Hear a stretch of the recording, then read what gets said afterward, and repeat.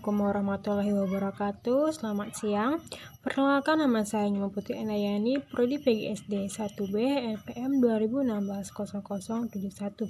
Di sini saya akan menjelaskan beberapa materi. Yang pertama, bab 1, hakikat belajar dan pembelajaran.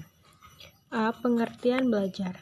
Belajar merupakan suatu kegiatan yang sangat mendasar dalam penyelenggaraan pendidikan. Belajar merupakan suatu perubahan tingkah laku sebagai hasil interaksi dalam lingkungan di dalam lingkungan sekitarnya. Menurut Ed Gardner 1949, belajar dapat didefinisikan sebagai suatu proses di mana suatu organisme berubah perilakunya sebagai akibat pengalaman. Ed Gardner membagi hasil belajar menjadi 5. Yang pertama ada informasi verbal. Informasi verbal merupakan kemampuan untuk mengkomunikasikan secara lisan pengetahuan tentang fakta-fakta. Ada kapabilitas intelektual. Kapabilitas keterampilan intelektual merupakan kemampuan untuk dapat membedakan, menguasai konsep dan aturan dan memecahkan masalah. Yang ketiga ada strategis kognitif. Kapabilitas strategis kognitif adalah kemampuan untuk menghasilkan serta mengembangkan proses berpikir dengan cara merekam, membuat analisis, dan sintesis.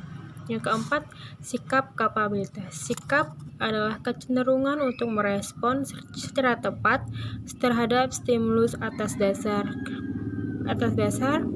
penilaian terhadap stimulus tersebut. Yang kelima ada keterampilan motorik. Untuk mengetahui seseorang memiliki kapabilitas keterampilan motorik, kita dapat melihatnya dari segi kecepatan, ketepatan, dan kelancaran gerakan otot serta badan yang diperlihatkan orang tersebut. Menurut Sumardi Subriyobroto, bahwa belajar dibagi menjadi 3 pokok. Yang pertama ada belajar itu membawa perubahan atau behavior. Yang kedua ada perubahan pada pokoknya adalah didapatkan kecakapan baru. Yang ketiga ada perubahan itu terjadi karena usaha atau dengan sengaja. B. Ciri-ciri belajar. Yang pertama, terjadi perubahan tingkah laku atau kognitif, afektif, psikomotor, dan campuran. Baik yang dapat diamati maupun yang tidak diamati secara langsung. Yang kedua, perubahan tingkah laku belajar pada umumnya akan menetap atau permanen. 3. Proses belajar umumnya membutuhkan waktu tidak sebentar, di mana hasilnya adalah tingkah laku individu.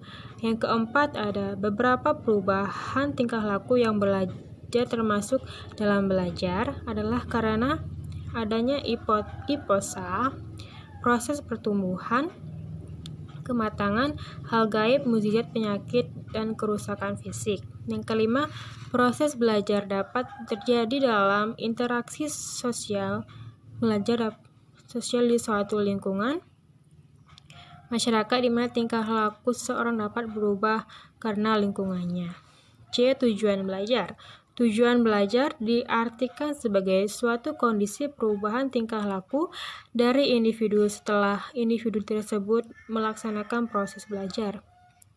Melalui belajar diharapkan dapat terjadi perubahan atau peningkatan hanya pada aspek kognitif, tetapi juga pada aspek lainnya. Selain itu, tujuan belajar lainnya yaitu untuk memperoleh hasil belajar dan pengalaman belajar tersebut. D. Pembelajaran. Pembelajaran ialah proses interaksi secara antara peserta didik dengan pendidik yang saling berkesinambungan yang disertai dengan adanya perubahan tingkah laku sebagai hasil dari pembelajaran. Secara mendasar, perbedaan antara pendidik dan pembelajar dilihat dari perbedaan antara kata mengajar dan mendidik. Mengajar ialah memberikan pengetahuan dan mendidik ialah membentuk budi pekerti atau watak anak. E. Perbedaan dan persamaan belajar, mengajar, dan pembelajaran. Belajar merupakan aktivitas mental yang dilakukan seseorang untuk menimbulkan perubahan tingkah laku yang pelakunya ialah siswa, pelajar, peserta didik, atau penerima informasi untuk menerima informasi. Dan mengajar merupakan suatu komunikasi dari pendidik ke peserta didik yang pelakunya ialah guru, pengajar, pendidik, atau pemberi informasi untuk membimbing dan menyampaikan informasi. Pembelajaran adalah proses interaksi antara peserta didik dengan pendidik yang dilakukan oleh guru dengan siswa, pendidik dengan peserta didik, ataupun pelaku-pelaku lainnya yang mendukung pembelajaran. F. Persamaan belajar, mengajar, dan pembelajaran. Ketiganya sama-sama saling mendukung untuk perubahan tingkah laku siswa ke arah yang positif, serta mengembangkan potensi yang ada dalam diri siswa dan berlangsung dalam suatu waktu dan satu lingkungan yang sama. G. Hakikat belajar, mengajar, dan pembelajaran. Pada hakikatnya, belajar, mengajar, dan pembelajaran saling berkaitan satu sama lain. Pembelajaran dapat terjadi apabila ada proses timbal balik dari belajar mengajar, yaitu adanya interaksi dan komunikasi antara pendidik dan peserta didik. Nah, hal inilah yang dikatakan hubungan belajar, mengajar, dan pembelajaran. Bab 2. Prinsip belajar. A. Prinsip kesiapan atau readiness. Proses belajar dipengaruhi kesiapan murid. Yang dimaksud dengan kesiapan atau readiness ialah kondisi individu yang memungkinkan ia dapat belajar. Seseorang siswa yang belum siap untuk melaksanakan suatu tugas dalam belajar akan mengalami kesulitan dalam belajar atau bahkan bisa putus asa. Yang termasuk kesiapan ialah kematangan dan pengalaman. Hasil belajar yang baku, motivasi, perspektif, dan faktor-faktor lain yang memungkinkan seorang dapat belajar. B. Prinsip motivasi atau motivation. Motivasi adalah suatu kondisi dari pelajar untuk memprakarsai kegiatan, mengatur arah kegiatan itu, dan memelihara kesungguhannya. C. Prinsip persepsi. Persepsi adalah interpretasi tentang situasi yang hidup. Setiap individu melihat dunia dengan caranya sendiri yang berbeda dari yang lain. D. Prinsip kesiapan. Tujuan harus tergambar jelas dalam pikiran dan diterima oleh para pelajar pada saat proses belajar terjadi. Tujuan ialah sasaran khusus yang hendak dicapai oleh seseorang. E. Prinsip perbedaan individual. Proses belajar bercorak ragam bagi setiap orang. Proses mengajar seyoginya memperhatikan perbedaan individual dan kelas sehingga dapat memberi kemudahan pencapaian tujuan belajar yang setinggi-tingginya. F. Prinsip transfer dan referensi. Belajar dianggap bermanfaat bila seseorang dapat menyimpan dan menerapkan hasil belajar dalam situasi baru. Apapun yang dipelajari dalam situasi akhirnya akan digunakan dalam situasi yang lain. Proses tersebut dikenal dengan proses transfer. Kemampuan seseorang untuk menggunakan lagi hasil belajar disebut referensi. G. Prinsip belajar kognitif. Belajar kognitif melibatkan proses pengenalan dan penemuan.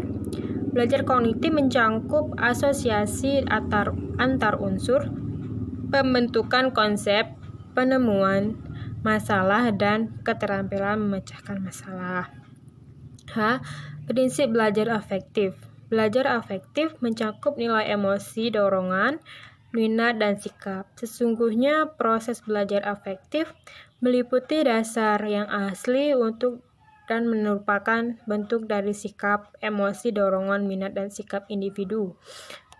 Prinsip belajar psikomotor. Proses belajar psikomotor individu menentukan bagaimana ia mengendalikan aktivitas ragawinya. Belajar psikomotor mengandung aspek mental dan fisik. Prinsip evaluasi. Pelaksanaan latihan evaluasi memungkinkan bagi individu untuk menguji kemampuan dan pencapaian tujuannya. Evaluasi mencakup kesadaran individu mengenai penampilan, motivasi belajar, dan kesiapan untuk belajar. Individu yang berinteraksi dengan yang lain pada dasarnya ia mengkaji pengalaman belajar dan hal ini pada gilirannya akan dapat meningkatkan kemampuannya untuk menilai pengalamannya. Implikasi prinsip-prinsip belajar. Prinsip belajar yang pertama ada perhatian dan motivasi, yang kedua ada keaktifan, yang ketiga ada keterlibatan langsung atau pengalaman, yang keempat ada pengulangan, yang kelima ada tantangan, yang keenam ada balikan atau penguatan, dan yang terakhir ada perbedaan individu. Bab 3. Komponen pembelajaran. Pengertian komponen pembelajaran. Komponen pembelajaran merupakan bagian-bagian dari sistem proses pendidikan yang menentukan berhasil atau tidaknya proses pendidikan. Selamat 2010. Bagian-bagian. Menurut Hamalik 2005-77 ada 7 komponen dalam pembelajaran di mana satu dengan yang lainnya saling terintegrasi, yaitu yang pertama ada tujuan pendidikan dan pengajaran, yang kedua peserta didik atau siswa, yang ketiga tenaga pendidik khususnya guru, yang keempat perencanaan pembelajaran sebagai segmen kurikulum, yang kelima ada strategis pembelajaran, yang keenam ada media pengajaran, dan yang terakhir ada evaluasi pengajaran. Baik, mungkin itu saja penjelasan materi dari saya. Jika ada kesalahan kata, saya mohon maaf. Akhir kata yang saya ucapkan, wassalamualaikum warahmatullahi wabarakatuh.